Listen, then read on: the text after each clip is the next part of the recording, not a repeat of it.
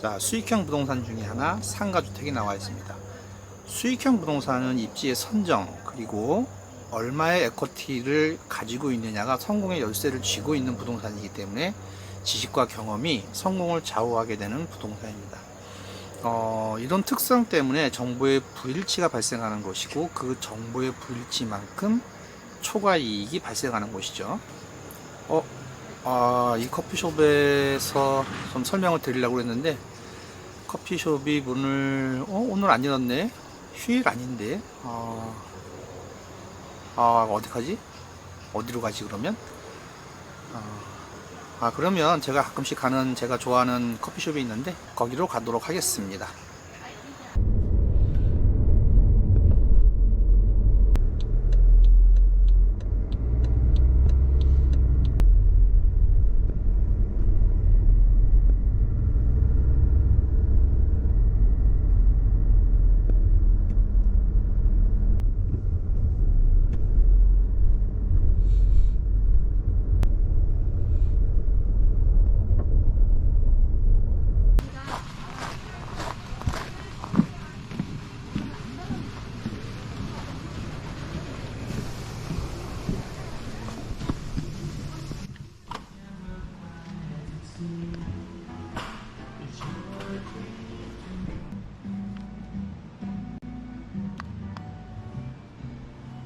밖에 앉았습니다.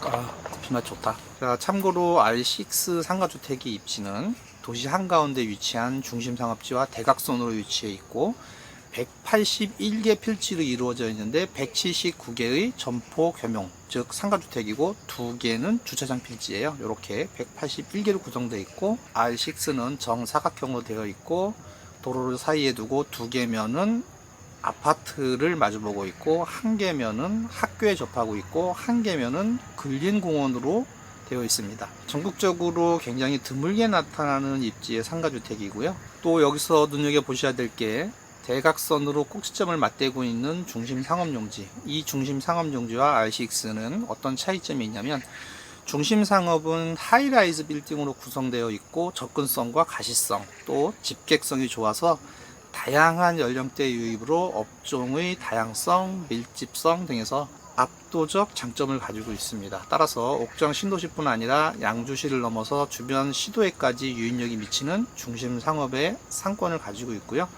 용도 지역상 상업지역은 일반적으로 중심상업, 일반상업, 근린상업 이렇게 구분할 수 있는데 일반적으로 일반상업용지는 흔하게 발현되지만 중심상업은 잘 허가되지 않는 용도지역이고요. 대부분은 일반상업으로 용도지역을 많이 줍니다. 중심상업과 일반상업의 차이는 유흥, 즉 접대부를 고용하는 업종의 허가 여부가 중심상업과 일반상업으로 구분이 되고 중심상업 주변의 아파트 가격이 대부분 그 지역에서 가장 비싼 경우가 많습니다. 접대부가 많은 유흥업종이 싫다고 하지만 그런 곳에 가장 가까이 있는 집값이 가장 비싸다는 거. 유흥이 밀집해서 싫다는 말은 다 거짓말이에요. 싫지만 생활이 편리하기 때문에 가장 비싼 거예요. 그런 곳이 교통이 가장 좋고 인구 밀집도가 높잖아요. 당연히 그런 곳의 부동산이 제일 비싸요. 그게 무슨 마음이냐면요. 전철 타기 편하려고 역사권에 살면서 전철 지나갈 때 시끄럽다고 민원 넣는 마음? 아마 그런 마음들이 모여서 그렇지 않을까라고 한번 생각을 해봅니다. 옥정 신도시 R6 상가주택은 단독주택 4층 건물에 1층만 상가로 구성되어 있고요.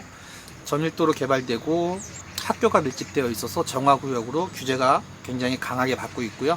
청소년 유해업소 등 행위 규제가 심하기 때문에 대부분 요식업으로 구성이 매우 단순한 것이 특징이에요. 접근성은 양호하지만 개별 상가 가시성, 집객성, 다양성 등이 부족하기 때문에 그 대각선으로 있는 중심 상업의 역할을 보완하는 역할을 하게 됩니다. 그 보완 역할이라고 하는 것은 중심 상업은 상거의 번잡함, 그 다음에 굉장히 높은 밀도, 높은 임대료 등으로 업장 내부가 굉장히 비좁을 수밖에 없어요. 따라서 주로 젊은 소비층이 많고 유행을 소비하는 업종이 많고 반면에 상가주택은 중심 상업에 비해서 낮은 임대료를 필요로 하는 업장이 많이 유입이 됩니다. 배달, 신생 소규모 프랜차이즈가 아닌 개인 업장, 그 외 임대료가 높은 중심 상업에서는 운영할 수 없는, 즉 한개 임대료가 중심 상업 상가보다는 낮지만 도시 외곽에 위치한 R1, R4, R3 근린 생활 시설보다는 더 지불할 수 있을 정도의 업장들, 이런 업장들이 주로 R6에 입점하게 되는 특징을 가지고 있습니다. 그래서 1층 임대료를 기준으로 봤을 때 평균적으로 중심 상업, 준주거 근린 생활 시설, 그리고 상가주택, 이렇게 임대료가 차이가 발생하게 됩니다. 자, 요것은 전체 임대료를 평균한 것이고, 아주 지역적인 곳에서는 상가주택 월세가 근생을 넘어 중심상업에 가까운 곳도 있어요. 아주 지역적인 경우, 아주 특수한 경우에만 그렇게 되는 거예요. 그래서 전체 평균은 그렇지만 전체 평균은 용도 지역에 따라서 이렇게 월세의 차이가 있다는 것입니다. 평균적인 거예요. 평균적인 거. 극단적인 것 가지고 중심 상업보다 뭐 준주거, 동네 구멍가게가 더 비싸다, 상가주택이 월세가 더 비싸다, 이렇게 말씀하시면 안 되는 겁니다. 아주 지역적인 곳에서는 그렇게 나타날 수도 있지만 결국 평균으로 봤을 때는 중심 상업이 가장 임대료가 높고, 그 다음에 준주거, 그 다음에 상가주택, 이렇게 월세의 순위 정해지게 돼요. 그래서 오늘은 상가주택 한번 돌아봤고요. 옥정 신도시에는 상가주택이 R1, R3, R4, R6 이렇게 상가주택이 있어요. 요 중에서 가장 활성화된 곳이 R6입니다. 이제 오늘은 R6를 돌아봤고요. 좋고 나쁘고는 여러분들이 한번 평가를 해보시고, 좋다 나쁘다 하면 지랄하니까 제가 이 동네에서 하다 보니까 지랄하니까 그렇습니다. 여러분들이 보고 판단해 보시기 바랍니다. 가끔 저희가 유튜브에 보여드리면 저거 좋다고 하는 거구나, 저거 사라고 하는 거구나, 그렇게 생각하시는 분들이 계신데 그게 아니에요. 우리는 다양한 부동산을 보여드리는 겁니다. 여러분들이 여러 경험을 할 수 있도록. 그래서 어느 게 좋고 나쁘고 하는 거는 정 모르시겠으면 유료자문을 신청하시고요. 여러분들이 한번 판단해 보시면 금방금방 답이 나오잖아요. 그냥 이 활성화된 정도만 봐도 그렇게 판단하시면 될 것 같아요. 좋고 나쁘다를 보여드리는 게 아니에요. 여러분들이 보고 한번 그 지역은 어떤지 한번 판단을 한번 해보시길 바랍니다. 저희는 옥정 신도시 전체, 그 다음에 양주 신도시 전체, 양주 전체, 다른 신도시들하고의 비교, 요거를 여러분들한테 보여드리고 알려드려서 지식과 경험이 늘어나도록 도와드리는 역할을 하는 거예요. 정말 잘 모르시겠다, 내가 어떤 큰 돈을 써야 됐다, 저걸 사야 되는가, 그럴 때는 유료자문을 신청하시면 됩니다.